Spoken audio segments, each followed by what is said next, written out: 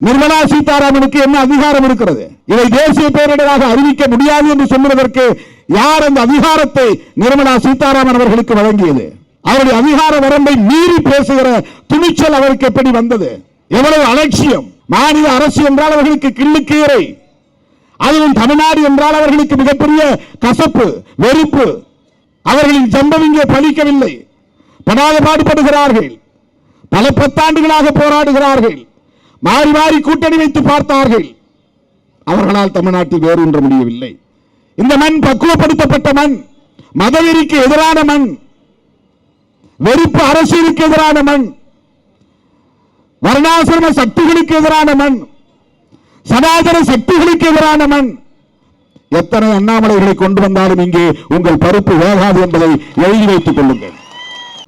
என்னுடைய அழைப்பை ஏற்று இந்த ஆர்ப்பாட்டத்தில் பங்கேற்று பல்லாயிரக்கணக்கிலே திரண்டு வந்து இந்த நிகழ்வை சிறப்பித்துக் கொண்டிருக்கிற என் உயிரின் உயிரான விடுதலை சிறுத்தைகளே, உங்கள் அனைவருக்கும் என்னுடைய பணிவார்ந்த வணக்கத்தை தெரிவித்துக் கொள்கிறேன். இன்றைக்கு நாடு முழுவதும் அனைத்து மாவட்ட தலைநகரங்களிலும் இந்த ஆர்ப்பாட்டங்கள் நடைபெற்றுக் கொண்டிருக்கின்றன. 2 கோரிக்கைகளை நாம் மையப்படுத்தி இருக்கிறோம். ஒன்று, மின்னணு வாக்குப்பதிவு எந்திர முறை வருகிற நாடாளுமன்ற தேர்தலில் நடைமுறைப்படுத்தக்கூடாது, மாறாக மீண்டும் பழைய வாக்குச்சீட்டு முறையே, வாக்கு பெட்டிகளில் வாக்களிக்கக்கூடிய வாக்குச்சீட்டு முறையே வேண்டும்.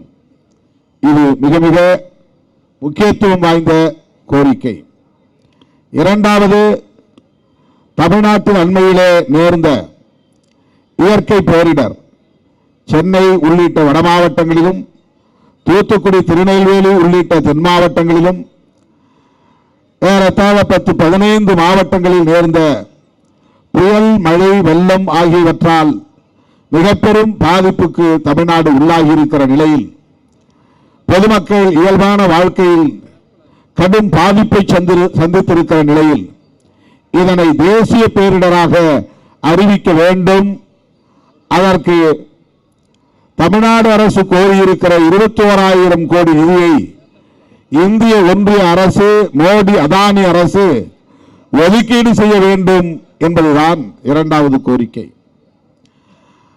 சொல்லப்போனால் நாம் முதலில் இந்த இவிஎம் கூடாது என்பதை மட்டும்தான் முன்னிறுத்தி இந்த ஆர்ப்பாட்டத்தை அறிவித்தோம்.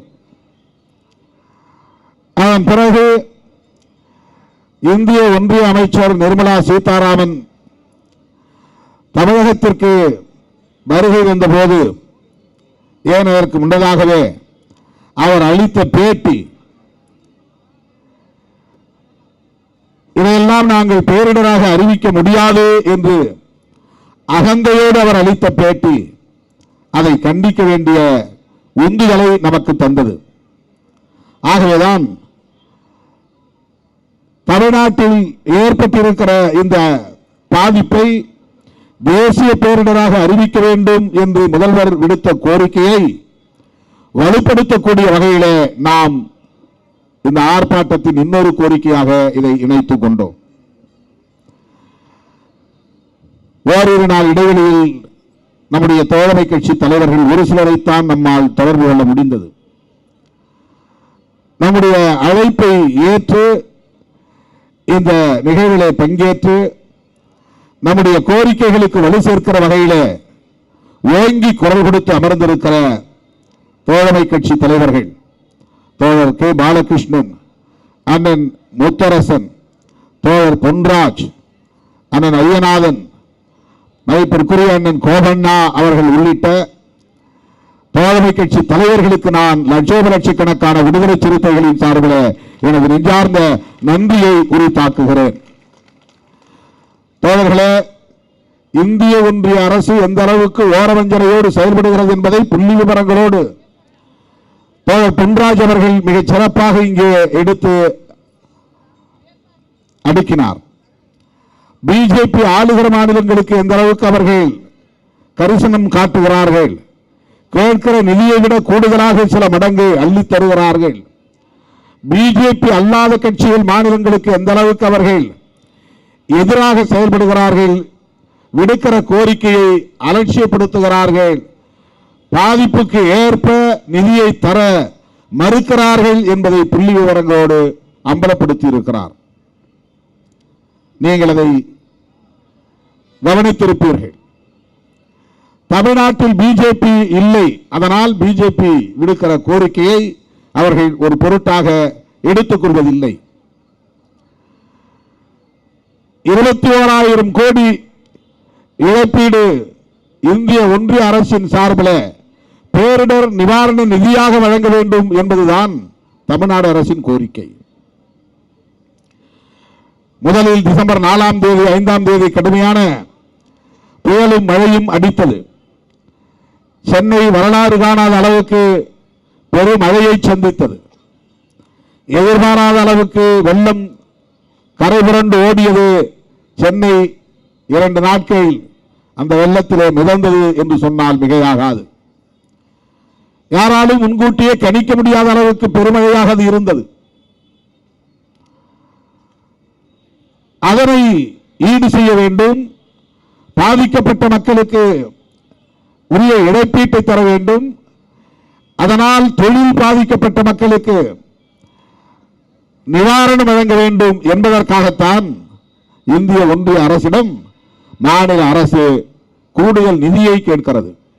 ஏன் கூடுதல் நிதியை என்று சொல்லுகிறோம் என்றால், வழக்கமாக ஆண்டுதோறும் மாநில பேரிடர் நிவாரண நிதி என்கிற வங்கி கணக்குக்கு அவர்கள் 900 கோடியை தருகிறார்கள். அது வழக்கமாக தருகிற நிதி. அது அல்லாமல் பாதிப்புகளுக்கு ஏற்ப மதிப்பீடு செய்து இந்திய ஒன்றிய அரசு நிவாரணம் வழங்க வேண்டும் என்று விடுக்கிற கோரிக்கை என்பதால் அதை கூடுதல் நிதி என்று சொல்லுகிறோம். இவர்கள் வழக்கமாக தருகிற நிதியை தந்துவிட்டு இந்திய ஒன்றிய அரசு தந்துவிட்டது, இனி தருவதற்கு வாய்ப்பில்லை என்று அவ்வளவு அலட்சியமாக, இலக்காரமாக, எகத்தாளமாக இந்திய ஒன்றிய ஆட்சியாளர்கள் பதிலளிக்கிறார்கள். அருமை தோழர்களே, தென் மாவட்டங்களிலும் அதே போன்ற பாதிப்பு அடுத்து டிசம்பர் 16, 17 யாரும் எதிர்பார்க்கவில்லை. 100 ஆண்டுகளுக்கு முன்பு 1923 அப்படி ஒரு பெருமழை பெய்ததாக சொல்லுகிறார்கள். இன்னும் ஒரு சிலர் 1000 ஆண்டுகளுக்கு முன்னால் தென் மாவட்டங்களில் இதே போன்ற ஒரு பெருமழை பெய்ததாக சொல்லுகிறார்கள். வானிலை ஆய்வு மையத்தை சார்ந்தவர்களால் கூட முன்கூட்டியே கணிக்க முடியவில்லை. 100 சென்டிமீட்டருக்கு மேலான மழை பதிவாகி இருக்கிறது. இந்த நிலையில் ஏறத்தாழ 1 வார காலம் தூத்துக்குடி வெள்ளத்திலேயே மிதந்தது. அந்த தண்ணீர் வடிவதற்கே பல நாட்கள் ஆயின. 4 மாவட்டங்களில் மிக அதிகமாக பாதிக்கப்பட்ட மாவட்டம் தூத்துக்குடி. இயற்கையிலேயே ஒரு பள்ளமான பகுதி. காயல்பட்டினம், ஏரல் போன்ற பகுதிகளில் ஏற்பட்ட பாதிப்புகளை மதிப்பீடு செய்ய முடியாது என்கிற அளவுக்கான பாதிப்பு. மக்கள் எல்லாம் குடியிருப்புகளை விட்டு வெளியேறி பள்ளிக்கூடங்களிலும் பொது அரங்குகளிலும் போய் தஞ்சம் புகுந்து 1 வார காலம் உணவுக்கு கூட வழி இல்லாமல் அல்லல் பட்டார்கள். சென்னையிலே பாதிப்பு ஏற்பட்ட போது நம்மால் ஓடோடி உதவி செய்ய முடியவில்லை. நானே 2 நாள் வேளச்சேரிக்குள்ளே சிக்கிக் கொண்டேன். எனக்கே முத்துமாரியம்மன் கோயிலில் சமைத்த சாம்பார் சாதம் தான் கிடைத்தது சாப்பிடுவதற்கு. 2 நாட்கள் மின்சாரம் இல்லை, 2 நாட்கள் உணவு விடுதிகள் இல்லை, சமைக்க முடியாத நிலை. அப்போது நம்மால் இந்த பகுதியில் பாதிக்கப்பட்ட மக்களுக்கு எதுவும் செய்ய முடியவில்லை. ஆனால் தென் மாவட்டங்களில், குறிப்பாக திருநெல்வேலி, தூத்துக்குடி மாவட்டங்களில் பாதிக்கப்பட்ட மக்களுக்கு ஏதேனும் செய்ய வேண்டும் என்று நான் விடுத்த வேண்டுகோளை ஏற்று 3 நாட்களில் ஏறத்தாழ 70 லட்சம் ரூபாய் மதிப்புள்ள பொருள்களை நம்முடைய தோழர்கள் அரிசி, பருப்பு, போர்வை, உணவை, லுங்கி என்று சேர்த்து சேகரித்து கொண்டு வந்து என் கைகளில் ஒப்படைத்தார்கள். 2 நாட்கள் நான் அந்த மாவட்டங்களில் சுற்றுப்பயணம் செய்து அந்த பகுதியிலே பாதிக்கப்பட்ட மக்களுக்கு ஓரளவுக்கு நம்மால் உதவ முடிந்தது. ஆனாலும் அந்த மக்கள் அந்த பாதிப்பிலிருந்து மீள முடியாத நிலை. ஆட்சியாளர்களால் தான், அரசால் தான் அப்படிப்பட்ட பாதிப்புகளுக்கு ஈடு செய்ய முடியும். தனிநபர்களால், அமைப்புகளால், கட்சிகளால் அப்படிப்பட்ட பாதிப்புகளை ஈடு செய்ய முடியாது. ஆகவேதான் அரசை நாம் வலியுறுத்துகிறோம். அது மாநில அரசாலும் முடியாது. ஆகவேதான் இந்திய ஒன்றிய அரசை வலியுறுத்துகிறோம். இந்தியாவில் 30க்கும் மேற்பட்ட மாநிலங்கள் இருக்கின்றன. இந்திய ஒன்றிய அரசுக்கு இந்த மாநிலங்கள் எல்லாம் கொடுக்கிற வரி வருவாய் தான் பெரிய நிதி. தோழர் கேபி அவர்கள் இங்கே அதை சுட்டிக்காட்டினார். ஜிஎஸ்டி மூலமாக நாம் வசூலித்தவர்களுக்கு தருகிறோம். அப்படி இந்திய மாநிலங்கள் எல்லா மாநிலங்களிலும் சரிசமமாக வரியை வசூலித்து தருகிறதா என்றால் இல்லை. இந்திய அரசுக்கு, ஒன்றிய அரசுக்கு, டெல்லியிலே இருக்கிற மோடி அதானி அரசுக்கு அதிகமான வருவாயை ஈட்டி தருகிற மாநிலங்களுள், இன்னும் சொல்ல போனால் 4 முன்னணி மாநிலங்களுள் தமிழ்நாடு ஒன்று. மிக கூடுதலாக நிதியை தருகிறது இந்திய ஒன்றிய அரசுக்கு. அப்படிப்பட்ட இந்த மாநிலத்தில் பிஜேபி ஆளவில்லை என்பதற்காக இந்த மாநிலத்தை அலட்சியப்படுத்துவது, ஓரவஞ்சனை செய்வது, வஞ்சிப்பது எந்த வகையில் ஏற்புடையது என்பதை விடுதலை சிறுத்தைகள் கட்சி கேள்வியாக எழுப்புகிறது. இதை வன்மையாக கண்டிக்கிறது. இந்த 4-5 ஆண்டுகளில் நாம் விடுத்த கோரிக்கை என்பது 1,12,000 கோடி. தோழர் பொன்ராஜ் அவர்கள் இங்கே படித்தார். ஆனால் இவர்கள் இந்த 4-5 ஆண்டுகளில் வழங்கிய நிதி வெறும் 5000 சில்லறை கோடி. 1,12,000 எங்கே, 5000 எங்கே? எப்படி ஈடு செய்ய முடியும்? நாம் மாநில அரசுகளின் மீது விமர்சனங்களை வைக்கிறோம். என்ன நிதியை தருகிறார்கள்? போதாத நிதி. இதை வைத்து என்ன செய்ய முடியும்? வீடு இடிந்து விட்டது. 6000 வைத்து வீட்டை கட்ட முடியுமா? ஆடு மாடுகள் செத்துவிட்டன. இவர்கள் தருகிற 10,000 வைத்து அதை ஈடு செய்ய முடியுமா? மீண்டும் வீட்டை எடுத்து ஒரு குடிசை வீடாக இருந்தாலும் அதை கட்டுவதற்கு சில லட்சங்கள் ஆகுமே. மனுஷராக இருந்தால் கூட 1 லட்சத்திற்கு மேலாகுமே. என்ன செய்ய முடியும் என்ற ஆதங்கம் நமக்கு. ஆகவே மாநில அரசை விமர்சிக்கிறோம். ஆனால் மாநில அரசுக்கு ஒதுக்கீடு செய்ய வேண்டிய இந்திய ஒன்றிய அரசு அதை செய்திருக்கிறதா என்றால் செய்யவில்லை. செய்யவில்லை என்பது மட்டுமல்ல, நிர்மலா சீதாராமன் அவரே தன்னை ஒரு பிரதமர் என்கிற எண்ணத்திலே அந்த அதிகார மமதையோடு சொல்லுகிறார். அப்படியெல்லாம் தர முடியாது. ஒரு கோரிக்கை நீங்கள் எடுத்து வருகிறீர்கள், முக்கியமான கட்சி நிர்வாகம் தொடர்பான கோரிக்கை. அந்த கோரிக்கையை பரிசீலிக்க வேண்டியதும் அதில் முடிவு சொல்ல வேண்டியதும் கட்சி தலைவர் என்ற நிலை இருக்கிற போது, பக்கத்தில் இருக்கிற பாலசிங்கமோ அல்லது வேறு யாரோ அதெல்லாம் முடியாது என்று சொன்னால் உங்களுக்கு கோபம் வருமா வராதா? இதை சொல்ல நீ யார்? தலைவர் சொல்லட்டும் என்றுதானே நாம் கேட்போம். இதுதானே கட்சியிலேயே நாம் பார்க்கிறோம். ஒரு நிர்வாகத்தில் நிர்மலா சீதாராமனுக்கு என்ன அதிகாரம் இருக்கிறது? இதை தேசிய பேரிடராக அறிவிக்க முடியாது என்று சொல்வதற்கு யார் அந்த அதிகாரத்தை நிர்மலா சீதாராமன் அவர்களுக்கு வழங்கியது? அவருடைய அதிகார வரம்பை மீறி பேசுகிற துணிச்சல் அவருக்கு எப்படி வந்தது? எவ்வளவு அலட்சியம்! மாநில அரசு என்றால் அவர்களுக்கு கிள்ளுக்கீரை, அதுவும் தமிழ்நாடு என்றால் அவர்களுக்கு மிகப்பெரிய கசப்பு, வெறுப்பு. அவர்களின் சம்பவம் இங்கே பலிக்கவில்லை. படாத பாடுபடுகிறார்கள். பல 10 ஆண்டுகளாக போராடுகிறார்கள். மாறி மாறி கூட்டணி வைத்து பார்த்தார்கள். அவர்களால் தமிழ்நாட்டில் வேறு ஒன்று முடியவில்லை. இந்த மண் பக்குவப்படுத்தப்பட்ட மண், மதவெறிக்கு எதிரான மண், வெறுப்பு அரசியலுக்கு எதிரான மண், வர்ணாசிரம சக்திகளுக்கு எதிரான மண், சனாதன சக்திகளுக்கு எதிரான மண். எத்தனை அண்ணாமலைகளை கொண்டு வந்தாலும் இங்கே உங்கள் பருப்பு வேகாது என்பதை எழுதி வைத்துக் கொள்ளுங்கள். அதிமுகவை ஓரங்கட்டிவிட்டு நீங்கள் வேண்டுமானால் விளம்பர அரசியலை செய்யலாம், நாங்கள் தான் எதிர்க்கட்சி என்பதை போல. ஆனால் தேர்தல் காலத்தில் எமது மக்கள் உங்களுக்கு உரிய பாடத்தை புகட்டுவார்கள், எழுதி வைத்துக் கொள்ளுங்கள். இங்கே வந்தவர் சொல்லுகிறார், இதை தேசிய பேரிடராக அறிவிக்க முடியாது. சுனாமி பாதிப்பையே நாங்கள் அறிவிக்கவில்லை. உடனே வாட்ஸ்அப்பில் தோழர்கள் போட்டார்கள், டிசாஸ்டர் மேனேஜ்மெண்ட் தொடர்பாக சட்டம் வந்தது சுனாமிக்கு பிறகுதானே, அந்த சட்டத்தின் அடிப்படையில் தான் நாங்கள் கோரிக்கை வைக்கிறோம் என்று. சட்டம் வருகிறது வரவில்லை அது வேறு. ஆனால் சுனாமி பாதிப்பை தேசிய பேரிடராக அறிவிக்கவில்லை என்று சொல்லுவது அறிவுடைமைதானா? அது புத்திசாலித்தனமான பகிரா? அது அவர்களின் அறிவீனத்தை அல்லவா வெளிப்படுத்துகிறது. பொதுமக்கள் மீது அக்கறையற்ற ஒரு போக்கை அல்லவா அது வெளிப்படுத்துகிறது. அதிகாரத்தில் இருக்கிறோம் என்கிற மமதையை அல்லவா அது வெளிப்படுத்துகிறது. ஆணவத்தை அல்லவா அது வெளிப்படுத்துகிறது. ஆகவே இதை கண்டிக்கிறோம். எனவேதான் தமிழ்நாடு முதல்வர் விடுத்த கோரிக்கையை ஏற்று டிசம்பர் மாதத்தில் முன்னும் பின்னும் பெய்த மழையை, புயலை, பாதிப்பை தேசிய பேரிடராக, தீவிர பேரிடராக அறிவிக்க வேண்டும். முதல்வர் விடுத்த கோரிக்கையை ஏற்று போதிய நிதியை ஒதுக்கீடு செய்ய வேண்டும் என்று விடுதலை சிறுத்தைகள் கட்சி மீண்டும் வலியுறுத்துகிறது. இந்த மாபெரும் ஆர்ப்பாட்டத்தின் ஊடாக வலியுறுத்துகிறது.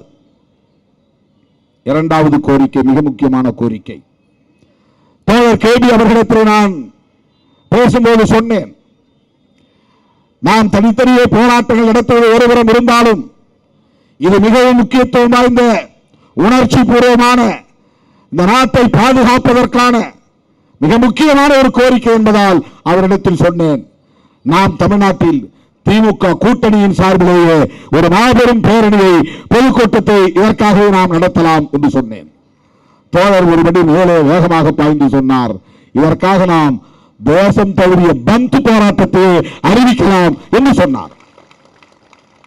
ஈவிஎம் வேண்டாம், வாக்குச்சீட்டு முறை வேண்டும் என்று இந்தியா கூட்டணியின் சார்பில் அகில இந்திய அளவில் ஒரு நாள் முழு அடைப்பு போராட்டத்தையே நடத்தலாம் என்கிற ஆலோசனை தோழர் சொன்னது எனக்கு பெரும் மகிழ்ச்சியை தந்தது. அறிவார்ந்தவர்கள் அறிவார்ந்த தளத்திலே தொடர்ந்து பேசிக் கொண்டிருந்திருக்கிறார்கள். நம்மை வந்து சேரவில்லை. நம்மை என்றால் சாதாரண மக்களை போய் சேரவில்லை. நான் கேட்டிருப்பேன், நீங்க கேட்டிருப்பீங்க. தோழர் பொன்ராஜ் பேசுகிறார், ஐயநாதன் பேசுகிறார், இன்னும் ஒரு சிலர் பேசுகிறார்கள், தொழில்நுட்ப அறிவுள்ளவர்கள் பேசுகிறார்கள், ஜனநாயக சக்திகள் பேசுகிறார்கள், நாட்டை காப்பாற்ற வேண்டும் என்ற அக்கறை உள்ளவர்கள் பேசுகிறார்கள், ஈஎம்மில் இருக்கிற தில்லுமுள்ளுகளை அறிந்தவர்கள் பேசுகிறார்கள். இது தொடர்பாக நாள்தோறும் ஊடகங்களில் வருகிற கட்டுரைகளை, ஆய்வு கட்டுரைகளை படிக்கிறவர்கள் பேசுகிறார்கள். சாதாரண மக்களுக்கு தெரியவில்லை. எனவே சாதாரண மக்களை சென்றடையக்கூடிய வகையில் இதை எடுத்துச் செல்ல வேண்டிய பொறுப்பு விடுதலை சிறுத்தைகள் கட்சிக்கும் நம்முடைய தோழமை கட்சிகளுக்கும் உண்டு. இதை வெகுமக்கள் படுத்தியாக வேண்டும், மக்கள் ஏற்படுத்தியாக வேண்டும், மக்கள் வெகுண்டெழ வேண்டும். இதில் எவ்வளவு பெரிய தில்லுமுள்ளையும் செய்ய முடியும். இதை நம்ப முடியாது. ஒரு செல்போன்ல மெமரி இருக்கிறது. நாம் டைப் பண்ணக்கூடிய ஒவ்வொன்றும் அதில் போய் தங்கிவிடுகிறது. நாம் எடுக்கிற போட்டோஸ் ஒவ்வொன்றும் அதில் போய் தங்கிவிடுகிறது. ஒவ்வொரு செல்போனிலும் ஒரு கெப்பாசிட்டி இருக்கிறது. அந்த செல்போன் எவ்வளவு தரம் என்பதை பொறுத்து, அதை பொறுத்துதான் விலையும் தீர்மானிக்கப்படுகிறது. இத்தனை ஜிபி என்று சொல்வார்கள். இந்த capacity, audio, video, images, text என்று பல்வேறு வகையான தரவுகள், இவற்றையெல்லாம் சேமித்து வைக்கக்கூடிய ஒன்றுக்கு பெயர் தான் மெமரி. சேமித்து வைக்கக்கூடிய ஒரு பகுதி இருக்கிறது. ஒரு குறிப்பிட்ட அளவுக்கு மேலே போனால் முதலில் சேமித்தது அழிந்து போகும், ஆட்டோமேட்டிக்கா டெலீட் ஆயிரும். 200 இமேஜ் தான் இருக்கும்னா 201வது இமேஜ் உள்ள வைக்கும் போது முதல்ல இருந்த இமேஜ் போயிடும். செல்போன்ல உங்களுக்கு புரியுற மாதிரி சொல்றேன். செல்போன்ல ஒவ்வொரு செல்போன், ஆண்ட்ராய்டு போன், ஐபோன் உங்களுக்கு தெரியும். சாதாரண போன் வந்து வெறும் பட்டன் சிஸ்டம் இருந்ததுல முன்ன ஆரம்பத்தில் நோக்கியா போன், அதில் வந்து எதுவும் டச் போன் கிடையாது. இந்த டச் போன்கிறது ஆண்ட்ராய்டு போன். அது ஆண்ட்ராய்டு என்கிற சாஃப்ட்வேர் மூலமாக வந்தது. டச் பண்ணாலே எல்லாத்தையும் நீங்கள் ஆப்ரேட் பண்ண முடியும்.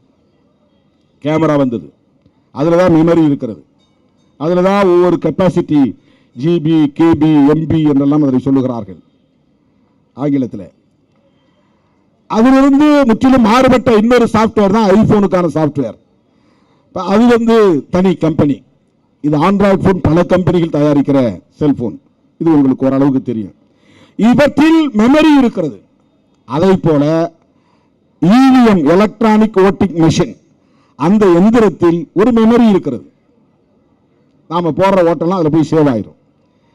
யார் யாருக்கு போடுறோமோ அந்தந்த பேருக்கு உள்ளதில் போய் மெமரியை சேவ் ஆயிரும். பானைக்குன்னா பானைக்குரிய இடத்துல போய் உட்காந்துரும். உதயசூரியனா உதயசூரியனில் போய் உட்காந்துரும். அறிவால் சுத்தியல்னா அதில் போய் உட்காந்துரும். அந்த மாதிரி கதிர் அறிவால் என்றால் அதில் போய் உட்காந்துரும். இந்த மெமரி செட் பண்றாங்க. எப்ப செட் பண்றாங்க? இந்த மெஷினை தயாரிக்கும் போதே செட் பண்றாங்க. மெமரியை அந்த மெஷினை தயாரிக்கும் போதே. இது யாருடைய கண்ட்ரோல்ல இருக்கு? எலெக்ஷன் கமிஷன் கண்ட்ரோல்ல இருக்கு. இது தனியார் தயாரிக்க முடியாது. எலெக்ஷன் கமிஷன் என்பது என்ன அமைப்பது? அது சுதந்திரமாக இயங்கக்கூடிய ஒரு அமைப்பு. அதாவது எந்த கட்சியும் சாராதது, அரசு நிறுவனம் தான், ஆனால் சுதந்திரமாக இயங்க வேண்டும். அந்த எலெக்ஷன் கமிஷனுக்கு ஒரு தலைமை தேர்தல் ஆணையர் உண்டு, சில தேர்தல் ஆணையர்கள், election commissioner, election chief commissioner. TN Seshan காலத்தில் ஒரே ஒரு ஆள் தான் இருந்தார் மொத்தத்துக்கு எலெக்ஷன் கமிஷனர். அதுக்கு பிறகு அது மாற்றி அமைத்தாங்க, சட்டம் கொண்டு வந்தாங்க. அதுல எலெக்ஷன் கமிஷனர் 5 பேரோ என்னவோ இருக்காங்க. 5 பேர் தானே எலெக்ஷன் கமிஷனர். 3 பேர் எலெக்ஷன் கமிஷனர், 3 பேர். ஒருத்தர் chief commissioner, chief election commissioner. இவர்கள் கட்சி சார்பற்றவர்கள். தேர்தலை இந்தியா முழுவதும் நடத்தி தருவதற்கான ஏற்பாடுகளை செய்யக்கூடியவர்கள். இதற்கு முன்பு பேலட் பேப்பர் சிஸ்டம் இருந்துச்சு. ஒரு வாக்குச்சாவடி போனோம்னா அங்க உட்கார்ந்துருப்பான் ஒரு அதிகாரி, கவர்மெண்ட் அரசாங்கமே நியமிக்கிற, தேர்தல் ஆணையத்தால் நியமிக்கப்படுகிற போலிங் ஆபீசர்ஸ். போயிட்டு வாங்க நன்றி தோழர். போலிங் ஆபீசர்ஸ் உட்கார்ந்துருப்பாங்க. நீ போய் பேரை சொன்ன உடனே வாக்காளர் பதிவேட்டில் உன் பேர் இருக்கா அப்படின்னு அவன் பார்த்து வெரிஃபை பண்ணிட்டு டிக் பண்ணிட்டு உன் கையில அழிக்க முடியாத மைய வச்சு உன்னை போய் வாக்குப்பதிவு போடு செய் அப்படின்னு ஒரு சீட்டு கொடுப்பான். அந்த சீட்டை எடுத்துட்டு போய் அங்க இருக்கிற முத்திரை எடுத்து நமக்கு விருப்பமான சின்னத்தில் பார்த்து ஒரு முறைக்கு 2 முறை பார்த்து இதுதான் நம்முடைய வேட்பாளருக்கான சின்னம், நம்முடைய கட்சிக்கான சின்னம், வெற்றி பெற வேண்டிய வேட்பாளரின் சின்னம் என்று பார்த்து முத்திரையை குத்தி மடித்து அந்த வாக்குப்பெட்டியிலே போட்டு விட்டு வருவோம். நமக்கு முழு மன திருப்தி இருக்கும். ஏன்னா அந்த சீட்ல எந்த வேட்பாளருக்கான சின்னம் பேர் படிக்க தெரியலனாலும் கூட சின்னம் தெரியும் மக்களுக்கு. உதயசூரியன் இது, இரட்டை இலை இது, கதிர் அறிவால் இது, அறிவால் சுத்தியல் நட்சத்திரம் இது, பானை சின்னம் இது பார்த்துருவாங்க. கை சின்னம் இது ரொம்ப எளிதாக மக்களுக்கு போய் சேரும்.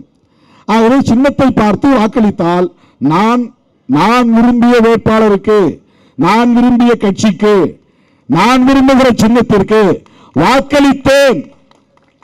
அதுதான் ஒரு வாக்காளருக்கு அரசு செய்யக்கூடிய, தேர்தல் ஆணையம் செய்யக்கூடிய மிக முக்கியமான பாதுகாப்பு. அதுதான் ரொம்ப முக்கியமானது.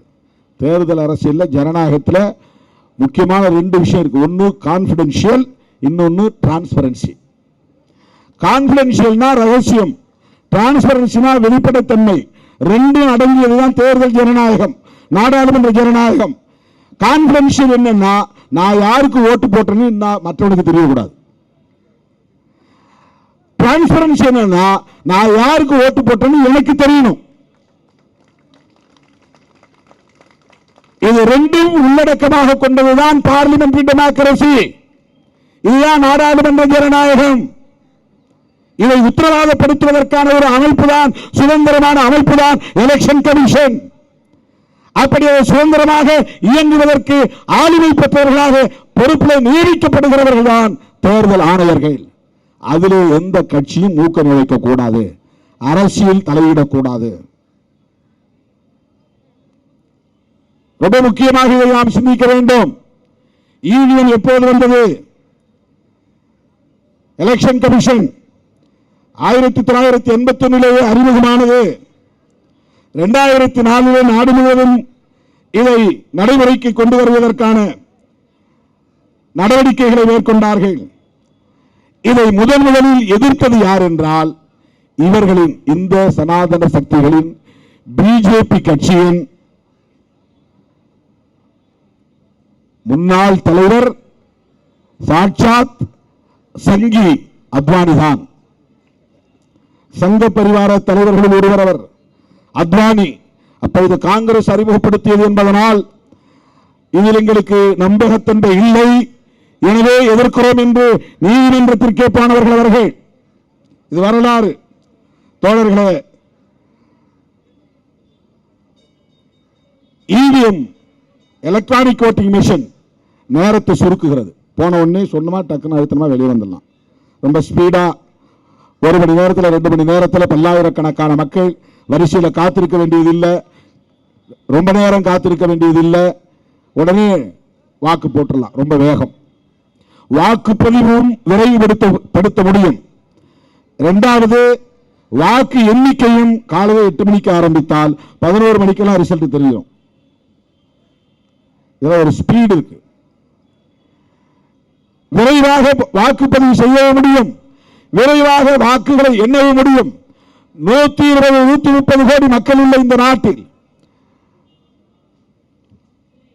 60-70 விழுக்காடு வாக்குப்பதிவு செய்யக்கூடிய வாக்காளர்களை கொண்ட இந்த தேசத்தில் விரைவாக வாக்குப்பதிவு செய்ய வேண்டும், விரைவாக வாக்குகளை எண்ண வேண்டும் என்பது அவசியமானதுதான். அதில் யாருக்கும் மாற்று கருத்து இல்லை. அந்த அடிப்படையிலே வரவேற்க நாம் கடமைப்பட்டிருக்கிறோம். தொழில்நுட்ப வளர்ச்சியை ஒரு வளர்ச்சி நோக்கிலே வரவேற்க கடமைப்பட்டிருக்கிறோம். ஆனால் மறுபடியும் நாம் அந்த முக்கியமான இடத்திற்கு வருகிறோம். நாடாளுமன்ற ஜனநாயகத்தில் கான்பிடென்ஷியல் என்கிற ரகசியமும் டிரான்ஸ்பரன்சி என்கிற வெளிப்படைத்தன்மையும் இதிலே உறுதிப்படுத்தப்படுகிறதா என்றால் இல்லை. இந்த இவிஎம் என்பது எந்த நேரத்திலும் யாராலும் இதிலே நுழைய முடியும், தலையிட முடியும், முன்கூட்டியே செட் பண்ணி வைக்க முடியும். வாக்களித்த பிறகும் இதற்குள்ளே தலையீடு செய்து மாற்றங்களை செய்ய முடியும். அதற்கான வாய்ப்புகள் இருக்கின்றன. எலக்ட்ரானிக் என்பது அதுதான். எவ்வளவு வலிமையானதோ அவ்வளவு பலவீனங்களையும் கொண்டது எலக்ட்ரானிக். இந்த மின்னணு தொடர்பான தொழில்நுட்பம் என்பது எவ்வளவு விரைவாகவும் வலிமையாகவும் செயல்படக்கூடியது, வளர்ச்சிக்கு ஏதுவாக இருக்கக்கூடியது என்று நாம் நம்புகிறோமோ அதே அளவுக்கு பாதிப்பையும் ஏற்படுத்தக்கூடிய பலவீனங்களையும் இது கொண்டிருக்கிறது. இதை யாரும் மறுக்க முடியாது. அதனால்தான் உலகத்தில் மிகப்பெரிய வல்லரசுகளாக இருக்கக்கூடிய தொழில்நுட்ப வளர்ச்சியில் நமக்கு முன்னால் பல தலைமுறைக்கு முன்னால் அடியெடுத்து வைத்திருக்கிற பல தேசங்கள், குறிப்பாக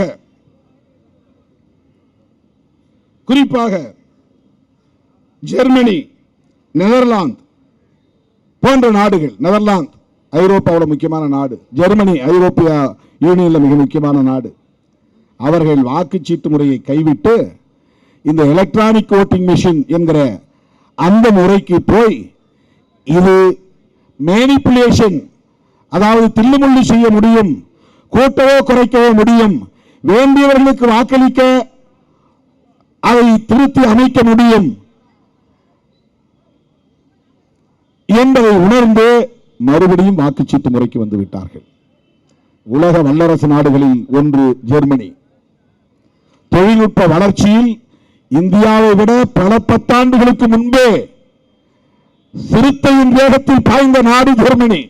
உலகத்திலே இன்றைக்கு அதிகமான சொகுசு கார்களை உற்பத்தி செய்து உலக சந்தையில் வணிகம் செய்யக்கூடிய நாடுகளில் ஒன்று. தொழில்நுட்ப வளர்ச்சியில் முன்னிலையில் இருக்கிற நாடு. அவனே மறுபடியும் ஓட்டு சீட்டுக்கு வந்துட்டான். வேண்டாம், மேனிபுலேட் பண்ண முடியும், இதனை தில்லுமுள்ளு செய்ய முடியும். ஆங்கிலத்தில் மேனிபுலேட் என்பதை தமிழ தில்லுமுள்ளு என்று நாம் புரிந்து கொள்ளலாம். தில்லுமுள்ளுனா நமக்கு ரொம்ப ஈஸியா புரியும். திருட்டு வேலைகளை செய்ய முடியும், அயோக்கியத்தனங்களை செய்ய முடியும், உண்மையான உழைக்கும் மக்களின் வாக்குகளை கொள்ளையடிக்க முடியும். அவனுக்கு ஏற்ப அதை மாத்திட்டு வேற மாதிரி போட்டுக்குவோம். அது எத்தனையோ வழிமுறைகள் இருக்கின்றன. அதைத்தான் இங்கே தொழில்நுட்பம் தொடர்பான வல்லுநர்களாக தோழர் பொன்ராஜ் அவர்களும் அண்ணன் ஐயநாதன் அவர்களும் இங்கே எடுத்துரைத்தார்கள். அதில் அவர் ஒரு புத்தகமே போட்டிருக்காரு பல ஆண்டுகளுக்கு முன்பே. ஐயநாதன் அவர்கள் இவிஎம் வேண்டாம் என்பது தொடர்பாக 200 பக்கங்கள் அடங்கிய புத்தகமே வெளியிட்டிருக்கிறார். தோழர்களே, உலகத்தில் ஜனநாயக முறைப்படி தேர்தலை நடத்தக்கூடிய நாடுகள் 120க்கும் மேற்பட்ட நாடுகள். ஜனநாயக, நாடாளுமன்ற ஜனநாயகம், மக்கள் ஓட்டு போட்டு பிரதிநிதிகளை தேர்ந்தெடுத்து அதன் அடிப்படையில் ஆட்சி அதிகாரத்தை கைப்பற்றி ஆட்சி நடத்தக்கூடிய இந்த நாடாளுமன்ற ஜனநாயகத்தை ஏற்றுக்கொண்ட நாடுகள் 120க்கும் மேற்பட்ட நாடுகள். இந்த 120 நாடுகளில் 25 நாடுகளில் மட்டும்தான் இவிஎம் இருக்கு. வெறும் 25. அதுல 4 நாடுகளில் மட்டும்தான் இவிஎம் இன்றைக்கு முழுமையா நடைமுறைப்படுத்த 100% எலக்ட்ரானிக் ஓட்டிங் மெஷின். அங்க அவன் இவிஎம் சில நாடுகளில் சொல்றதுல டிஆர்இன்னு சொல்றான், டைரக்ட் ரெக்கார்டிங் எலக்ட்ரானிக் மெஷின் அங்க சொல்ற பேர். அந்த 4 நாடுகள் எது எது? India, Brazil, Venezuela, Bhutan. 120 நாடுகள் நாடாளுமன்ற ஜனநாயகத்தை நம்புகிற நாடுகள். 25 நாடுகள் தான் இவிஎம்மில் நம்பிக்கை வைத்திருக்கிற நாடுகள். அதிலே 100 விழுக்காடு இவிஎம்ஐ நடைமுறைப்படுத்துகிற நாடுகள் 4 நாடுகள். வல்லரசுகள் இதில் ஆர்வம் காட்டவில்லை. அமெரிக்கா, கனடா, இங்கிலாந்து போன்ற நாடுகள் ஏன் அதில் தொழில்நுட்பத்தில் நம்பிக்கையுள்ள நாடுகள், அறிவியல் தொழில்நுட்பத்தை மென்மேலும் வளர்த்துக் கொண்டிருக்கிற நாடுகள், அதன் மூலம் வல்லரசுகளாக மாறியிருக்கிற நாடுகள். யோசித்து பாருங்கள். ஜனநாயகத்தை பாதுகாக்க வேண்டும், அதுதான் ரொம்ப முக்கியம். தொழில்நுட்ப வளர்ச்சி எவ்வளவு முக்கியமோ அதை விட பன்மடங்கு ஜனநாயகத்தை பாதுகாப்பது, ஜனநாயக பாதுகாப்பு தான் முக்கியமானது. அப்படின்னா தமிழ்நாட்டுக்குள்ள எப்படி திமுக கூட்டணி வெற்றி பெறுகிறது? திருமாவளவன் இப்படி வெற்றி பெறுறாரு, 2 தடவை ஜெயிச்சிருக்கிறாரு. அப்ப எலக்ட்ரானிக் ஓட்டிங் மிஷின்ல ஜெயிச்சு வந்திருக்கிறாருன்னா இவர் சொல்ற குற்றச்சாட்டு பொய் தானே, நமக்கு இயல்பா அப்படி தோணும். அதுதான் தோழர் பொன்ராஜ் சொன்னார். அவன் ஹார்ட்வேர் செட்டிங் பண்ணும்போது 40% ஒரு மாதிரியும் 60% இன்னொரு மாதிரியும் வாக்குகள் போய் சேரக்கூடிய வகையில் செட்டிங் பண்ண முடியும். மொத்தம் 12 லட்சம் ஓட்டுன்னு வச்சுங்க ஒரு நாடாளுமன்ற தொகுதியில். 2 லட்சம் ஓட்டு போடுற வரையிலும் அவரவர் விருப்பப்படி போடுறபடி அந்தந்த சின்னங்களுக்கு போய் சேரும். அதன் பிறகு போடுற வாக்குகள் மெஜாரிட்டி அவன் செட் பண்ணி வைக்கிற மாதிரி வாக்குகள் போய் சேரும். இது ஒரு தொழில்நுட்ப வல்லுநர் சொல்றாரு. இப்படி செட் பண்றாங்க. ஒரு 2 லட்சம் ஓட்டு மக்கள் விரும்புகிறபடி ஓட்டு போடுற மாதிரி போய் சேர்ந்துடும்.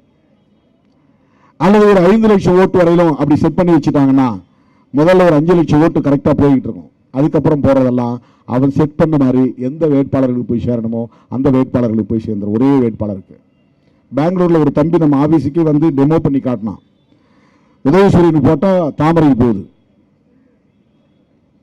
ரெட்டலைக்கு போட்டா தாமரைக்கு போகுது. நமக்கு தெரியும் ரெட்டலைக்கு போட்டோம்னா ரெட்டலைக்கு நேராக இருக்கிற கிரீன் லைட் எரியும். அங்க எடுத்து பார்க்கிற போது வேற கட்சிக்கு போகும். அதை எப்படி எடுத்து பார்க்கறது? அதுக்கு தான் இந்த அரசாங்கம் கண்டுபிடிச்சது. வழக்கு போட்ட பிறகு உச்சநீதிமன்றம் தான் அந்த வழிமுறையை சொல்லிக் கொடுத்துச்சு. VVPAT ஆங்கிலத்தில் voters verifiable paper audit trail, அதாவது எக்ஸ்பான்ஷன்.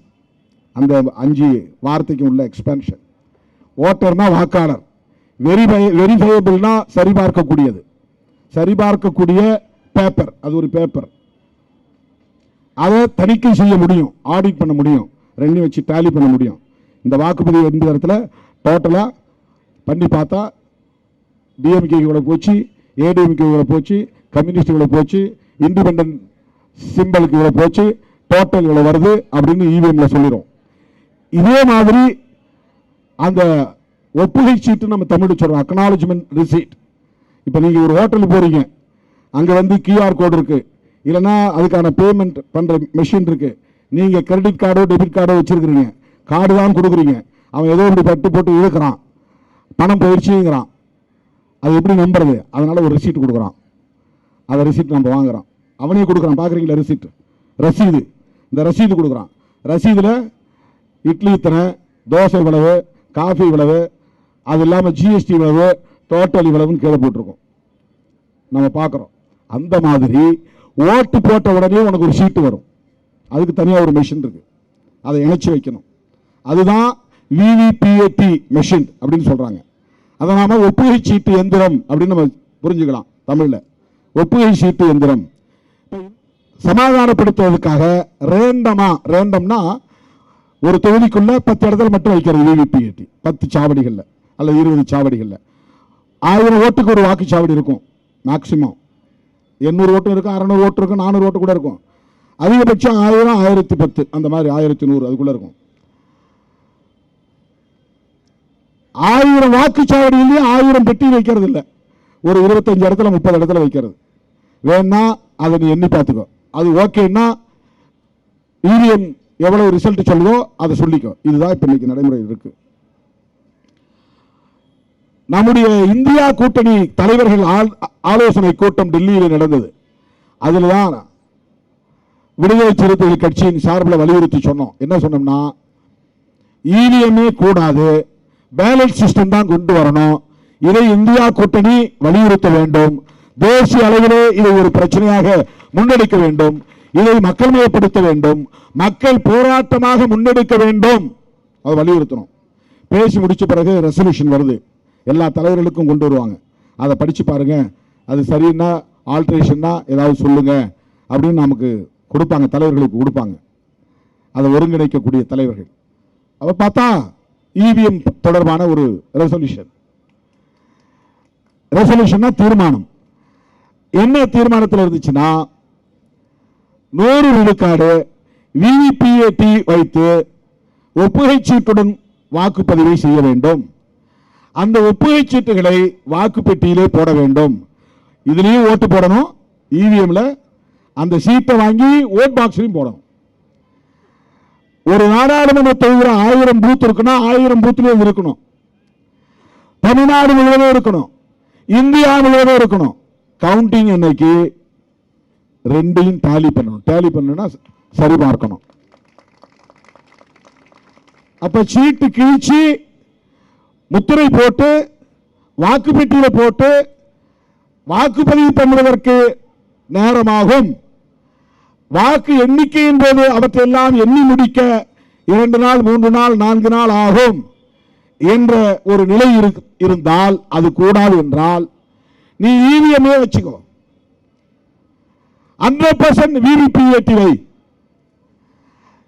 100% விவிபிஏடி என்ன அதை அறிவிப்பு செய். இதுல என்ன தமிழ்நாட்டில் என்ன நடந்ததுன்னா, இவன் ரேண்டமா வச்சான் பாருங்க. ஒரு சில தொகுதிகளில் காஞ்சிபுரம், திருவள்ளூர் அப்படி ஒரு சில இடங்களில் வச்சான். போன தேர்தலில் நடந்தது. ஒரு குறிப்பிட்ட சில வாக்குச்சாவடிகளில் அவன் இவிஎம்லேயே வாக்கு பதிவு எண்ணிக்கையும் வாக்கு எண்ணிக்கை கவுண்டிங்கும், இது போலிங், இன்னொன்று கவுண்டிங். வாக்கு பதிவு அதுல ஒரு டோட்டல், கவுண்டிங் அது ஒரு டோட்டல். அது ரெண்டுமே மேட்ச் ஆகல.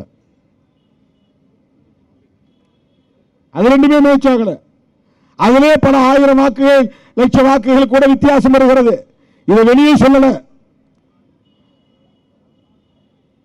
பிரச்சனையாக்கல, அறிவிச்சுட்டு போறான். தமிழ்நாடு, ஆந்திரா, கர்நாடகா, தெலுங்கானா, கேரளா இங்க அவன் தில்லுமொழி செஞ்சான்னா ரொம்ப வெளிப்படையா தெரிஞ்சிடும். ஏன்னா இங்க அவனுக்கு ஒரு இடத்துல கூட ஜெயிக்க முடியாது, வாய்ப்பு இல்லை. தமிழ்நாட்டில் ஜெயிக்க முடியாது, கேரளாவில் ஜெயிக்க முடியாது. இவன் தில்லுமுள்ளு பண்ணி மொத்தம் 39 தொகுதியில 30 தொகுதியில் தாமரை வெற்றி பெற்றது சொன்னான்னா நாட்டு மக்கள் சும்மா இருப்பாங்களா? தெரியல ஜனங்களுக்கு. எப்படா ஜெயிச்ச நீ? இது பெரிய அநியாயம், வெளிப்படையா தெரிஞ்சிரும்ல. திருடனுக்கு எவ்வளவு பெரிய புத்தி இருக்கு பாருங்க. அதனால இங்க போய் வாலாட்டக்கூடாது, இங்கே செய்யக்கூடாது. அவனுக்கு கவு பெல்ட்னு சொல்றாங்க. கவுனா என்ன? பசுமாடு. இந்தியாவில் கவு பெல்ட்னு ஒரு ஏரியா இருக்கு. பசுமாட்டு அரசியலை பேசக்கூடிய மாநிலங்கள் அதான் உத்தரப்பிரதேசம், மத்திய பிரதேசம், பீகார், உத்தரகாண்ட், சத்தீஸ்கர், என்ன இருக்கு, ராஜஸ்தான், ஹரியானா, குஜராத். இங்கெல்லாம் பசுமாட்டை தெய்வமா பார்ப்பாங்க. மனுஷனை அடிச்சு கொள்ளுவாங்க. நாம எல்லா உயிரினங்களையும் தெய்வமா பாடுறான்னு சொல்றோம். அதான் தமிழ்நாடு அரசியல். அவன் பசுமாட்டு கறியை வெளிநாட்டுக்கு அனுப்புற வியாபாரத்தை செய்யறான். ஆனா பசுமாட்டு தோலை செத்த மாட்டு தோலை உரிச்சா அடிச்சு கொள்றான். எவ்வளவு பெரிய கான்ட்ராடிக்ஷன் இருக்கு பாருங்க. டெல்லியில் ஒருத்தரை பார்க்க போனோம் நாங்கள், 2 பேருமே எம்பி. போன உடனே அவர் வந்து எங்கள் 2 பேருக்கு 2 பாட்டில் எடுத்து கொடுத்தார். அது அழகாக வந்து டானிக் பாட்டில் மாதிரி இருக்குது. டானிக் பாட்டில் லேபல்லாம் இருக்குது, நல்ல கார்க் போட்டு சீல்லாம் இருக்குது. அது என்னன்னு பார்த்தா கோமியம். எதுக்குங்கன்னா தினம் 2 சொட்டு குடிங்க, உடம்புக்கு நல்லது. அவர் எங்கள் முன்னால் குடிச்சு காட்டினார். இந்த நம்பிக்கையை வளர்த்து வைத்திருக்கிறார்கள். அவர் மேல தப்பு இல்லை, இந்த நம்பிக்கையை வளர்த்து வைத்திருக்கிறார்கள். அப்படிப்பட்ட மாநிலங்கள் கவ் பெல்ட் சொல்லப்படுகிறது. அங்க இவர்கள் எவ்வளவு தில்லுமுள்ளு செய்தாலும் கேட்பதற்கு நாதி இல்லை, எதிர்ப்பதற்கு ஆள் இல்லை, கேள்வி எழுப்புவதற்கு அறிவார்ந்த சக்திகள் இல்லை. அதனால அங்க என்ன வேணாலும் பண்ணுவாங்க. இந்தியாவுக்குள்ள தமிழ்நாட்டில் குறிப்பாக தென்னிந்திய மாநிலங்களில் செய்ய முடியாது. இது எதுக்கு உங்களுக்கு சொல்றேன்னா, அப்ப தமிழ்நாட்டில் சிதம்பரம் தொகுதியில் திருமாவளவன் எப்படி வெற்றி பெற்றார்? இவிஎம்ல தில்லுமுள்ளு செய்ய முடியும்னா திருமாவளவன் தோற்கடிக்கப்படுவார் அல்லவா? எப்படி ஜெயிச்சார்? 3000 ஓட்டு வித்தியாசமா இருந்தாலும் எப்படி ஜெயிச்சார்? அப்ப தில்லுமுள்ளு பண்ணுவாங்கன்னு சொல்றது பொய் அப்படிங்கிற அப்ப ஒரு வாதத்தை வைக்கிறோம் இல்லையா? அதற்காக இந்த விளக்கத்தை சொல்லுகிறேன். இங்க அவங்க வாலாட்ட மாட்டாங்க. இப்ப நடைபெற போகிற தேர்தலில் கூட அவங்க இங்க வந்து அந்த வேலையை செய்ய மாட்டாங்க. வட இந்திய மாநிலங்களில் அவர்களால் செய்ய முடியும். அமித்ஷா இப்போதே சொல்லுகிறார், அவர்களின் வாக்குச்சாவடி முகவர்கள் கூட்டத்தில், BLA பூத் லெவல் ஏஜென்ட்ஸ், அந்த கூட்டத்தில் சொல்லுகிறார், மறுபடியும் நாம் தான் ஆட்சி அமைப்போம். அது நம்பிக்கை ஊட்டுவதற்காக சொல்வது தவறில்லை. ஆனால் 400க்கும் மேற்பட்ட இடங்களில் நாங்கள் வெற்றி பெறுவோம். எந்த நம்பிக்கையில் சொல்லுகிறார்கள்? இவிஎம் கையிலே இருக்கிறது என்று. தோழர்களே, ஒரு உண்மையை உங்களுக்கு நான் சொல்லுகிறேன். நாம் இப்பதான் இதை பற்றி பேசுகிறோம். அந்த கவ் பெல்ட் பகுதியில் அறிவார்ந்த சக்திகள், அமைப்பு சாரா NGO அமைப்புகளை சார்ந்தவர்கள் இருக்கத்தான் செய்கிறார்கள். அவர்கள் நாள்தோறும் ஜந்தர் மந்தரில் போராடி கொண்டே இருக்கிறார்கள். டெல்லியில ஜந்தர் மந்தர்ல இன்னைக்கு நீங்க போனா கூட ஒரு 10 பேர் கூடி போராட்டம் நடத்திட்டு இருப்பாங்க, இவிஎம் வேண்டாம்னு. அவங்க பிரதமர் மோடிக்கு வைத்திருக்கிற பெயர், அவர் பீப்புள்ஸ் பிரைம் மினிஸ்டர் அல்ல, இவிஎம் பிரைம் மினிஸ்டர். அவருக்கு பேரு இவிஎம் பிரைம் மினிஸ்டர். அவரை யார் தேர்ந்தெடுத்தார்னா மக்கள் தேர்ந்தெடுக்கவில்லை, இவிஎம் தேர்ந்தெடுத்தது. Electronic voting machine prime minister அவங்க வச்சிருக்கிற பேர்.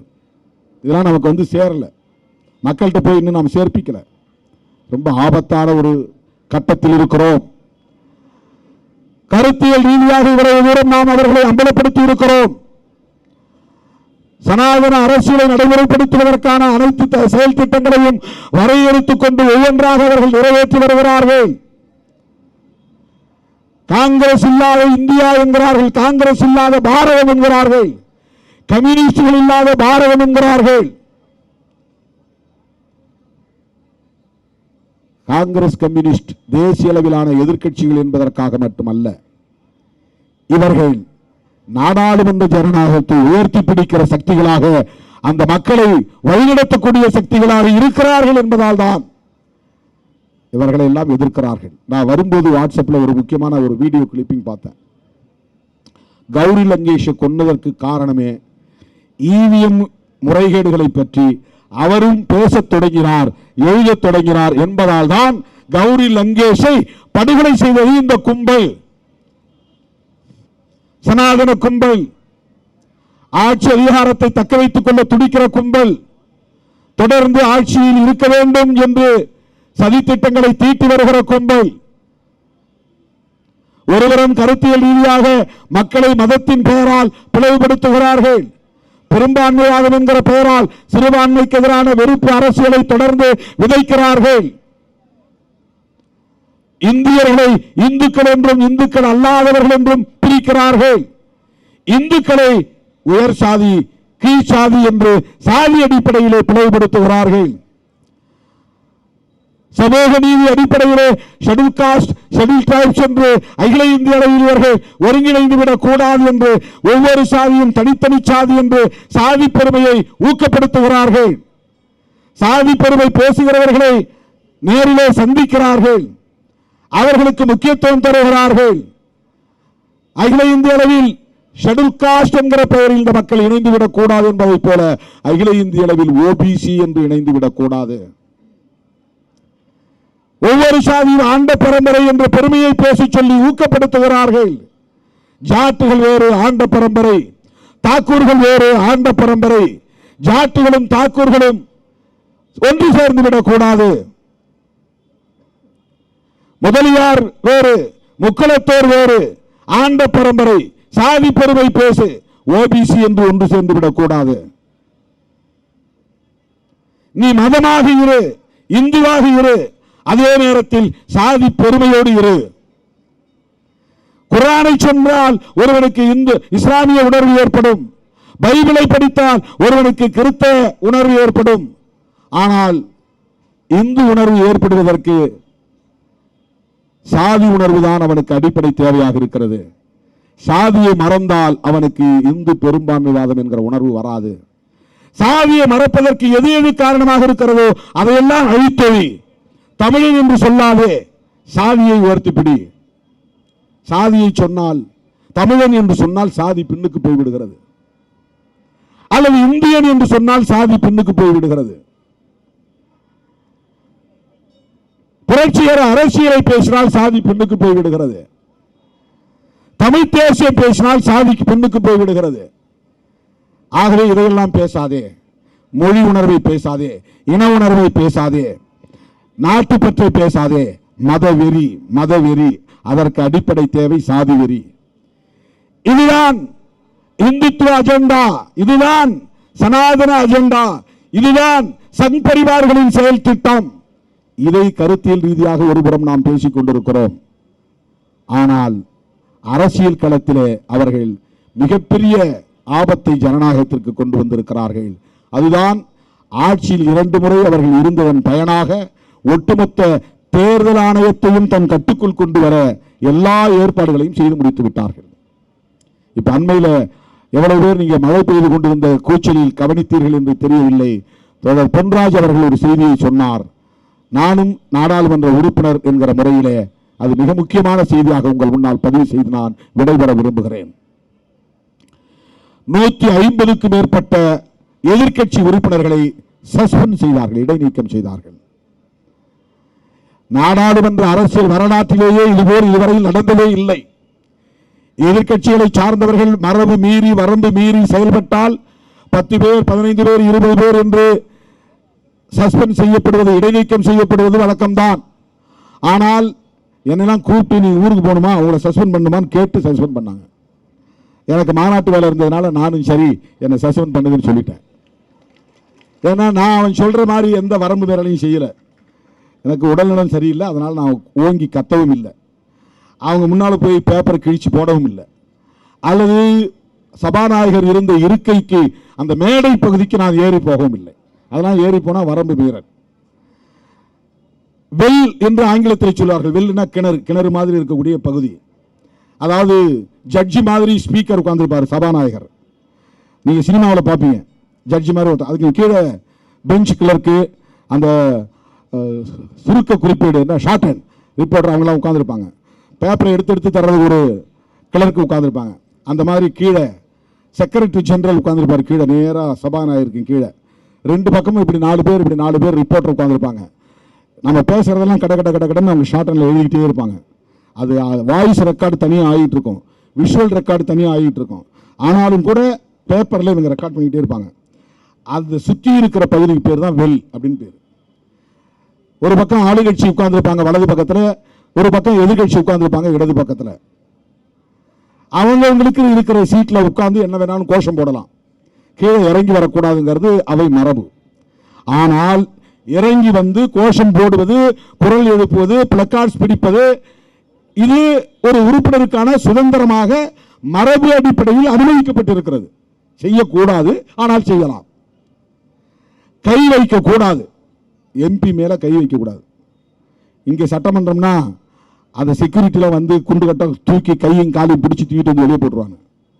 கத்திக்கிட்டே இருந்தா, கூச்சல் போட்டுட்டே இருந்தா, நடுவில் மையடத்துக்கு போனா தூக்கிட்டு போய் வெளியே போட்டுருவாங்க. சபாநாயகரே சொல்லுவார், அவங்களை அப்புறப்படுத்துங்க, தூக்கி வெளியே போடுங்கன்றாரு. எங்க சட்டமன்றத்தில், பார்லிமெண்ட்ல எவ்வளவு நேரம் கத்திக்கிட்டே இருந்தாலும், கூச்சல் போட்டுக்கிட்டே இருந்தாலும், நாடாளுமன்ற உறுப்பினர்கள் மீது அந்த அவை காவலர்கள் யாரும் வந்து கை வைக்க கூடாது, டச் பண்ணவே கூடாது. வெளியே தூக்கி போட முடியாது. அது மரபு மீறல் தான், சட்ட மீறல் தான், விதி மீறல் தான். ஆனாலும் இந்த உறுப்பினருக்கு சுதந்திரம் இருக்கிறது, கை வைக்க முடியாது. இதுவரையில் பழைய நாடாளுமன்ற கட்டிடத்தில் இப்படி நடந்திருக்கிறது. தொடர்ந்து அவங்க எதிர்கட்சியா இருக்கும்போது கத்துவாங்க, காங்கிரஸ் எதிர்கட்சியா இருக்கும்போது கோஷம் போடுவாங்க, அவங்களும் கத்துவாங்க. இது எதிர்கட்சிகளுக்கு இருக்கிற சுதந்திரம். இப்போ ஏன் இதை செய்தார்கள் என்றால் அதுதான் ரொம்ப முக்கியமானது. இதெல்லாம் நுட்பம், எல்லாவற்றிலும் ஒரு அரசியல் இருக்கிறது.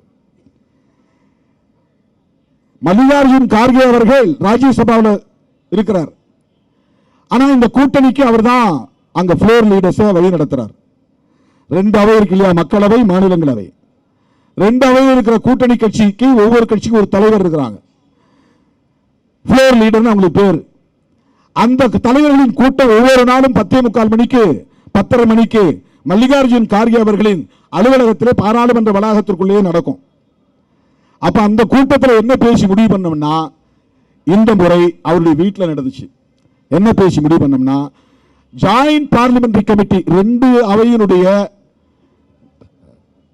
உறுப்பினர்களும் அடங்கிய ஒரு குழுவை நியமித்து அந்த குழுவின் விவாதத்திற்கு, கலந்தாய்வுக்கு இந்த 3 குற்றவியல் சட்டங்கள், 3 குற்றவியல் சட்டம், எலெக்ஷன் கமிஷனுக்கு தனி சட்டம், IPC Indian penal code, evidence act, Indian evidence act, இன்னொன்று கிரிமினல் ப்ரொசீஜர் கோட். இந்த 3 சட்டங்களுக்கும் பேர் வந்து கிரிமினல் லாஸ். கிரிமினல் லாஸ்னா குற்றவியல் சட்டங்கள்.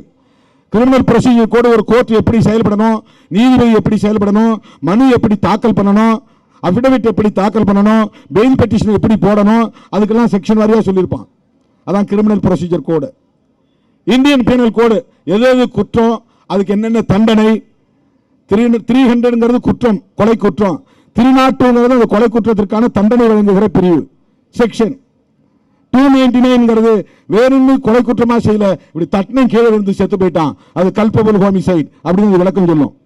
299 இப்படி ஒவ்வொரு செக்ஷனும் குற்றத்தை பற்றி சொல்லுவது, அதுக்கு தண்டனையும் சொல்லுவது. அதுதான் ஐபிசி இந்தியன் பீனல் கோட். இதை என்ன பண்றான், பேரை மாத்திரானா. ஏன்னா இது பிரிட்டிஷ் காலத்தில் வச்ச பேரான். அதனால இப்ப ஏதோ வாயில நுழையாத சமஸ்கிருத பேரை கொண்டு வந்துட்டாங்க. அது 4-5 முறை சொல்லி சொல்லி பார்த்து எனக்கு வாய்க்கு வரல. இந்தியன்கிறத பாரதியன் மாத்திரான், நீதிங்கிறத வந்து நியாயான் மாத்திரான். சன்னிகாவா சென்னிகாவா சன்ஹிதா, சன்ஹிதா சங்கீதா இல்ல சன்ஹிதா, அதை வந்து சட்டம்ன்றான். அது என்னென்ன பேருங்க அட்வொகேட்ஸ் சொல்றாங்க. எவிடன்ஸ்ங்கிறத சாட்சியான்றான்.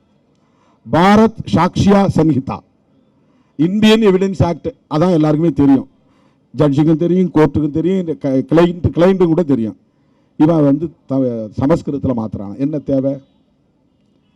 அதில் செக்ஷனையும் இப்போ மாற்றிட்டான். இப்போ 302 வராது, இப்போ வேற ஏதோ செக்ஷன் 102 வந்துருச்சு. இப்போ 102 தான் இப்போ வந்து கொலை குற்றத்துக்கு தண்டனை சட்டம். ஐபிசி இந்தியன் பீனல் கோட் 102 படி இவருக்கு தூக்கு தண்டனை வழங்குங்கள் அப்படின்னு பார்லிமெண்ட்ல சினிமாவில் பேசுவாங்க இல்லையா, அந்த மாதிரி இப்போ 302 சொல்ல முடியும், இப்போ 102 சொல்லணும். 102 எவ்வளவு குளறுபடிகள் பாருங்க. அவன் நாட்டுக்கும் பெயரை மாற்றணும்னு துடிக்கிறான், சட்டங்களுக்கும் பெயரை மாற்றிட்டு இருக்கிறான். இப்படி ஒரு சட்டம். இதை வந்து நாம் எதிர்த்து மல்லிகார்ஜுன் கார்கே அவர்களின் தலைமையில் நடைபெற்ற எதிர்க்கட்சி தலைவர்கள் கூட்டத்தில் முடிவெடுத்து விட்டோம். அப்ப அவன் என்ன நினைச்சானா, இந்த செஷனோட லெஜிஸ்லேட்டிவ் பிசினஸ், சட்டத்தை, மசோதாவை அறிமுகப்படுத்துவது, விவாதிப்பது, நிறைவேற்றுவது என்பதற்கான செயல் திட்டம் இந்த கூட்டத்தொடரோடு முடிஞ்சிச்சு. அடுத்து வர்ற பிப்ரவரியில் வெறும் பட்ஜெட் ஓட் ஆன் அக்கவுண்ட் என்கிற பெயரில் சும்மா பட்ஜெட்டை தாக்கல் பண்ணிட்டு கூட்டத்தை முடிச்சு போயிடுவாங்க. அதுல லெஜிஸ்லேட்டிவ் பிசினஸ் கிடையாது. பில்லை அறிமுகப்படுத்த முடியாது, டிஸ்கஷனுக்கு எடுத்துக்க முடியாது. கிட்டத்தட்ட டெக்னிக்கலி ஸ்பீக்கிங், முறைப்படி சொல்ல வேண்டுமானால் இதுதான் கடைசி கூட்டத்தொடர். அதனால இந்த கூட்டத்தொடரிலேயே அவன் நினைக்கக்கூடிய சட்டங்களை எல்லாம் நிறைவேற்ற வேண்டும். எதிர்க்கட்சிகள் எதிர்ப்பு தெரிவித்து கூச்சல் குழப்பம் உண்டாகி நிறைவேற்ற முடியாமல் போய்விட்டால் என்ன செய்வது என்கிற அச்சம் மேலிட்டதனால் அவன் ஒரு முடிவெடுத்து 153 பேரை வெளியேற்றிட்டான். வெளியேற்றிட்டு இந்த சட்டங்கள்லாம் அவன் பாஸ் பண்ணிட்டான். எதிர்ப்பு இல்லாமல், எதிர்க்கட்சிகளை இல்லாமல் நிறைவேற்றிவிட்டான். அதுல ஒரு சட்டம் தான் எலெக்ஷன் கமிஷன் சம்பந்தமான ஒரு பில். அது என்ன பில்லுன்னா, எலெக்ஷன் கமிஷன்ல சீஃப் எலெக்ஷன் கமிஷனர் நியமிக்கணும். எலெக்ஷன் கமிஷனர் நியமிக்கணும். நியமிப்பதற்கு ஒரு குழு போடணும், செலெக்ஷன் கமிட்டி. இப்ப விசியை நியமிக்கிறதுக்கு ஒரு பேனல் போடுறாங்க, செலக்ட் கமிட்டின்னு சொல்லுவாங்க அதுக்கு. அந்த மாதிரி எலெக்ஷன் கமிஷனர், சீஃப் கமிஷனரையும் நியமிப்பதற்கு ஒரு குழு போடணும். அந்த குழுல 3 உறுப்பினர்கள் இருப்பாங்க. அந்த 3 உறுப்பினர்கள் ஒருத்தர் பிரதமர், இன்னொருத்தர் எதிர்க்கட்சி தலைவர், மூணாவதா ஒரு ஆள் யாருன்னா உச்ச நீதிமன்றத்தின் தலைமை நீதிபதி, சீஃப் ஜஸ்டிஸ் ஆஃப் இந்தியா. அவர் தான் முக்கியமான பதவிகள்லாம் பதவி பிரமாணம் எடுக்க வைக்கிறவர், பதவி ஏற்பிலே உட்கார்றவர். மிக உயர்ந்த பதவி சீஃப் ஜஸ்டிஸ் ஆஃப் இந்தியா. இந்த 3 பேரும் இடம்பெறுகிற செலக்ஷன் கமிட்டி தான் சீஃப் எலெக்ஷன் கமிஷனர் யார் என்பதை தீர்மானிக்க வேண்டும், எலெக்ஷன் கமிஷனர்களையும் தீர்மானிக்க வேண்டும். அந்த அதிகாரம் தருகிற ஒரு சட்டம் இருக்கிறது. உச்சநீதிமன்ற வழிகாட்டுதலின்படி அந்த சட்டம் ஏற்கனவே நிறைவேற்றப்பட்டு நடைமுறையில் இருக்கிறது. அந்த சட்டத்தை அவன் மாத்திரான். எதற்காக மாத்திரான்னா, எதிர்க்கட்சி தலைவர் இல்லைன்னு அவனால் சொல்ல முடியாது. பிரைம் மினிஸ்டர் ஏற்கனவே இருக்கிறார். இப்போ சீஃப் ஜஸ்டிஸ் ஆஃப் இந்தியா ஒரு ஆளை போட்டா, அந்த ஆள் சில நேரங்களில் நேர்மையான ஆட்கள் இருக்கிறாங்க, துணிச்சலான ஆட்கள் இருக்கிறாங்க. ரஞ்சன் கோகாய் பற்றி சொன்னார். அவர் அயோத்தியாவுக்கு தீர்ப்பு கொடுத்தவர், இன்னும் சில வழக்குகளில், முக்கியமான வழக்குகளில் தீர்ப்பு கொடுத்தவர்.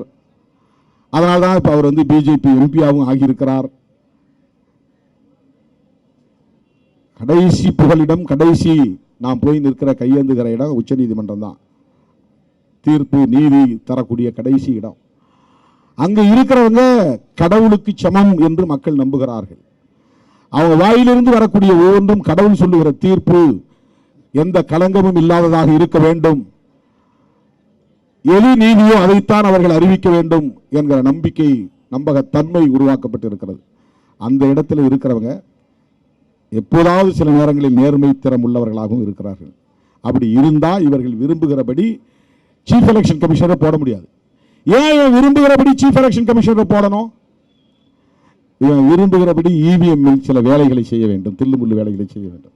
சீஃப் எலெக்ஷன் கமிஷனருடைய ஒப்புதல் இருந்தால்தான் அதை பண்ண முடியும். அவங்க உடந்தையா இருந்தால்தான் அதை பண்ண முடியும். அவங்க ஒத்துழைத்தாதான் அதை செய்ய முடியும். அப்ப சீஃப் எலெக்ஷன் கமிஷனரை நியமிக்கக்கூடிய செலக்ஷன் கமிட்டியில் தங்களுக்கு வேண்டியவர்கள் மட்டுமே பெரும்பான்மையானவர்களாக இருக்க வேண்டும். 3 பேர்ல 2 பேர் இருந்தால் பெரும்பான்மை.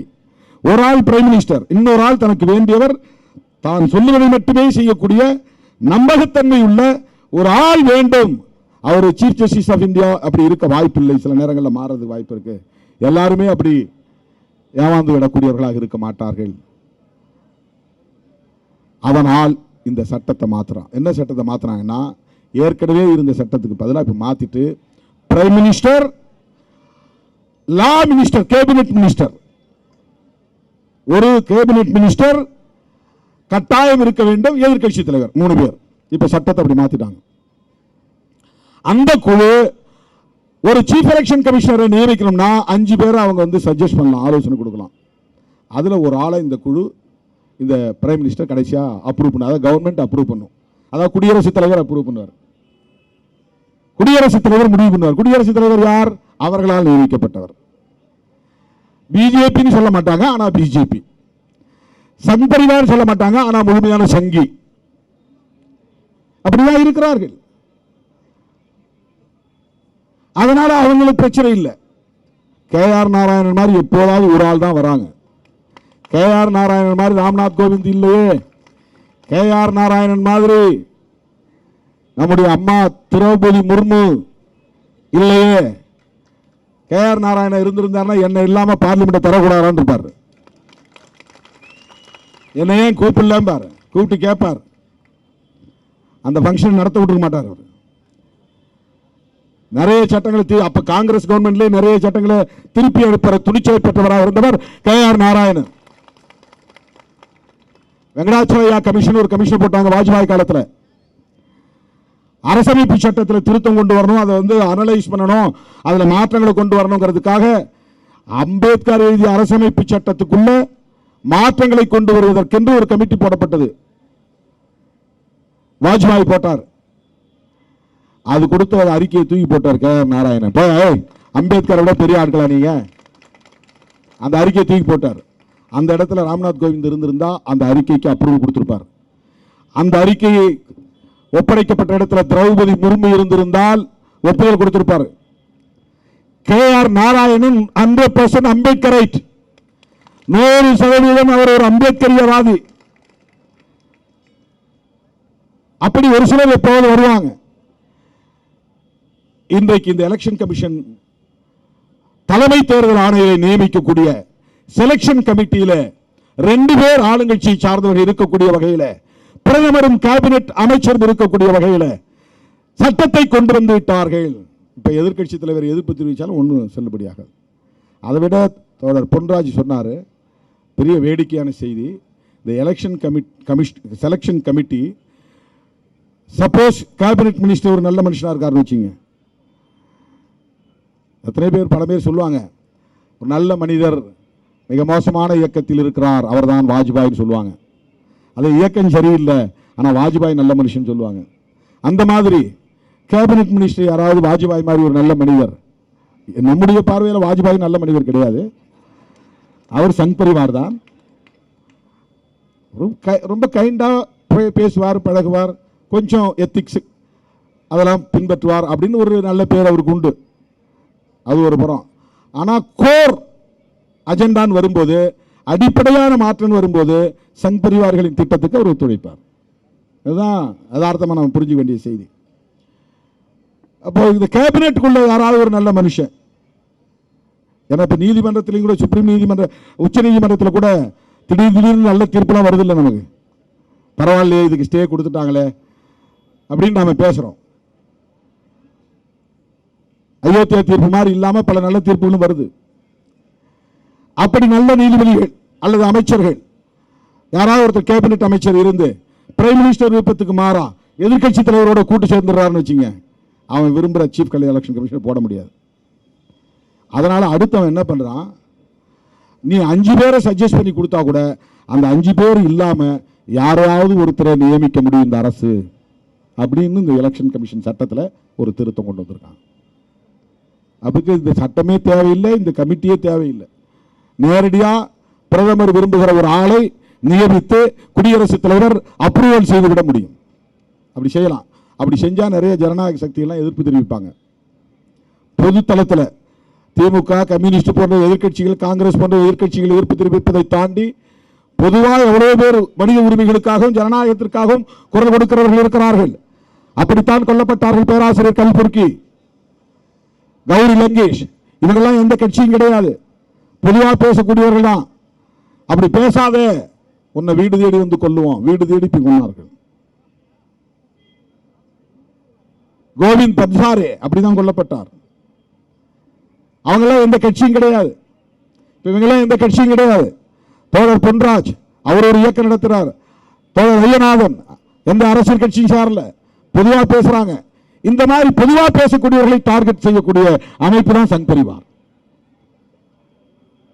பல பேரை கொலை செய்திருக்கிறார்கள். தோழர்களே, இந்த நிலையில் அவர்கள் என்ன ஒரு முடிவுக்கு வந்திருக்கிறார்கள் என்றால், இந்த சட்டத்தை எதிர்க்கட்சிகள் இல்லாமலேயே நிறைவேற்றிவிட்டு